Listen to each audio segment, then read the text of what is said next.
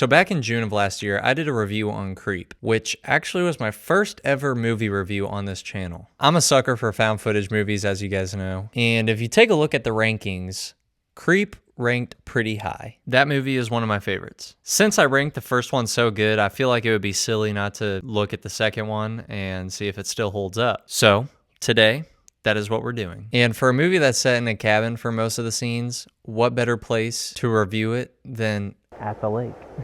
I know the setup is jank, but hey man, just feel the vibe, right? Just feel with me that you're at a cabin in the middle of nowhere and scene. All right. A brief summary of what happens in Creep 1. Aaron films stuff. He finds a job to film this guy's life before he dies, so his kids and wife can watch. He is living in their cabin for now as he films this, so we go there. Aaron sees as the day goes on that this guy is a liar, manipulator, and creepy. Joseph, which is the guy's name, shows us Peach Fuzz and tells us that he likes to do creepy stuff in the mask. When Aaron decides to leave, Joseph puts on the mask and blocks the door. After this, he quickly tackles Aaron. Aaron makes it home only to find that Joe knows where he lives via random packages coming in the mail. Joseph stalks Aaron at his house and later persuades him to meet him at a location in public to apologize to him for being weird. He doesn't have many friends and he tries to be Aaron's. Also, he persuades him with a tape in the mail, not in person. Aaron decides to go out of the kindness of his heart and he gets murdered. Joe records it and says that Aaron was such a sweet boy for trusting him and showing up. That's why he was the perfect man to kill. And those are the spark notes of Creep 1. If you haven't seen it, go ahead and see it. Great movie. After you watch this video, of course. It's awesome. All right, now Creep 2. And I am going to change locations. I like to walk around while I do these. Also, don't pay attention to my hair. We start the movie off with this man named Dave, and he gets a wolf package in the mail. Peach Fuzz. Dave's friend comes over to investigate the odd package. Pause. And it's Joseph. Uh-oh. The wolf face has a camera in it that Joseph obviously knows about, and he kills Dave when he least expects it. After the killing, Joseph looks down as he is sad that he did it. We then transition into a title card, and then our main character, Sarah, who is a YouTuber. Hey, fellow coworker. Sarah has a show where she goes on random adventures. It's kind of like a docu-series where she talks about and interviews random people doing random things. She goes on Craigslist to find an ad of a guy that's wanting to make a documentary about the life of a serial killer. You see, Sarah is struggling because the show has not taken off yet. She believes in it, but she says that her videos have been sucking. Ha! I feel that. And she thinks, well, maybe this is the lead that I need to start things up. Life is about risks, so maybe this is the risk I need to take to get this career afloat. And she decides that that is exactly what she's gonna do. She will record this documentary for this man. The man in question is, of course, Joseph, but he doesn't go by Joseph. He goes by Aaron. And if I remember correctly, I believe that the victim in the last movie was named Aaron. That's exactly right. Aaron was his name. Was his name ever Joseph?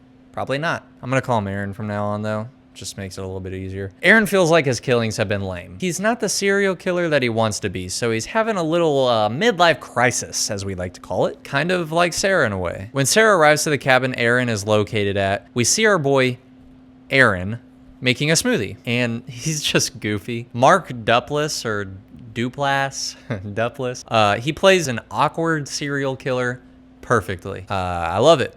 I love it. They get to know each other a little bit, and Aaron is being the same old creepy Aaron. He tells her that he is a killer and that he loves what he does. Aaron also goes into great detail about his killings. After that, he says, I know I'm throwing a lot at you, and if you want to leave, go ahead. You can take the money and no hard feelings. But if you stay, and I hope you do, I will not kill you for the next 24 hours, and I'll give you the deepest look into my soul that you can ever imagine. Sarah says that she's into it, and she'll stay. Aaron has killed 39 people and recorded every single one, but he wants this documentary to be the 40th because his final kill will be himself. He thinks that he's washed up and not up for the killings anymore. So he wants Sarah to record this finale of his. Now, if I was Sarah, I'd be nervous. But damn, doesn't this sound like the perfect opportunity for a killer video?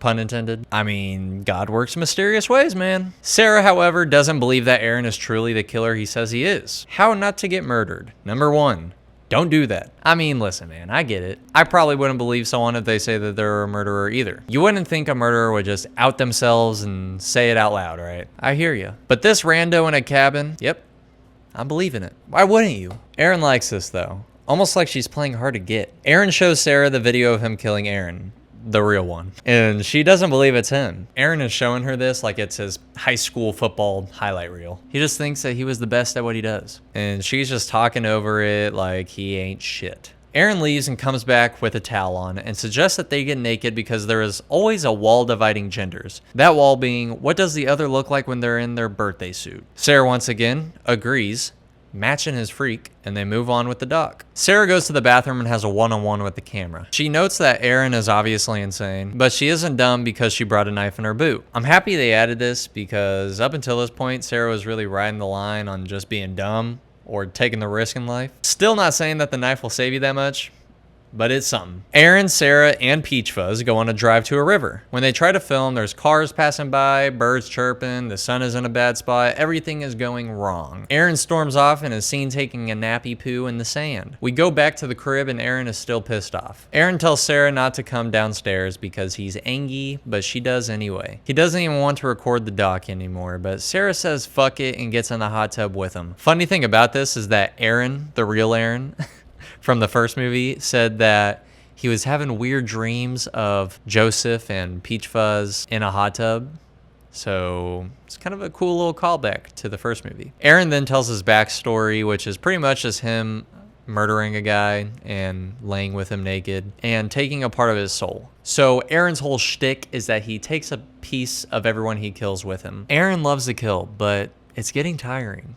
And he's getting depressed because it's getting tiring. Sarah gives him a nice little massage and goes and takes a shower. Aaron tries to scare Sarah, but instead, Sarah expects this and scares Aaron. Hit him with the old switcheroo. He likes this, and albeit, it's freaky, but kind of cute. They're kind of perfect for each other. Never once has anybody matched his freak, but now he's finally getting that. Aaron, after talking with Sarah for a while, breaks the news that he knows about her web series. He then asks her if she thinks he's a serial killer. Sarah tells him the truth and says, nah. She says, why would you completely spill out all your beans, on film? I could just go to the cops tomorrow and get you in jail if it was true. He replies to this by saying, you could, but by then I'll already be dead. That's because I'm going to die right now and you're gonna film it. Then he puts on Peach Fuzz and dances, clearly showing us that he's very excited about this. He lies down on the coffee table and tells her to chop his head clean off. She obviously doesn't want to do this. So then he says, you know what? That's fine. That's rude of me to put that on you. I'm gonna go hang around. So he gets on the second level and Sarah tells him to quit playing around and come back down. He jumps off and Sarah does not like that at all. She saves him and then runs to get her shoes on. Aaron then says that he wasn't actually gonna do it. As a matter of fact, he had a harness on the entire time. He says that he was just trying to scare Sarah. Sarah believes this and we make up. We go to play Two Truths and a Lie and Aaron tells Sarah that he's a virgin and he's embarrassed of that. But Sarah gives him a little peck. After this, we go shoot the finale. When we get to a random spot outside the cabin, we see a hole that Aaron dug up before we even showed up. This will be his grave. He pulls out Sarah's knife from his pocket and stabs himself with it multiple times. He then gives Sarah the knife, hoping she will do the same and crawl in there with him. But obviously she refuses. She runs away, but Aaron catches her and knocks her unconscious. Then he throws her into the hole. When he goes to talk to the camera, Sarah creeps out of the hole, grabs a shovel, and bonks him on the back of the head with it. After this, we jump forward in time to see Sarah being filmed in public. She gets on a train and gets whistled at. Looking over to the person whistling, she has a look of horror in her eyes that lead us to believe that it's Aaron with a camera. I think that this is a great ending. I always like it whenever you decide as the viewer what happens at the end. There's a lot of theories on the internet trying to decipher what this ending actually means, and I think the obvious thing is that it's just Aaron, especially after the first movie. In the first movie, he found the real Aaron and his house and he stalked him, and I don't see why he wouldn't have done the same with Sarah. I remember back a long time ago, I also saw a theory that Sarah was actually happy that she saw Aaron, which I don't know about that, but hey, there it is. Let me know what you guys think. What do you think about this movie, and what do you think is the real meaning of the ending? I would be more than happy to read it. If this video gets 50 likes, I'll do a which is better on both Creep 1 and 2. I feel like that'd be fun, a fun little discussion we can have. I enjoy this movie. It's a little bit more funnier and goofier than the first one. So, you know, that's that. I think I said in my first review that this movie is perfect to watch with your friends. I watched this with my buddies a long time ago, both 1 and 2, and I feel like they just go perfectly together. You know, you're having a sleepover with the bros. You watch the first one. Next weekend, you watch the second one.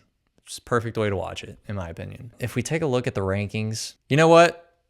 Actually, we'll hold off on that. I won't show you guys what I think about it, just in case this gets 50 likes and we do a which is better. So if you want to see that, the big 5-0.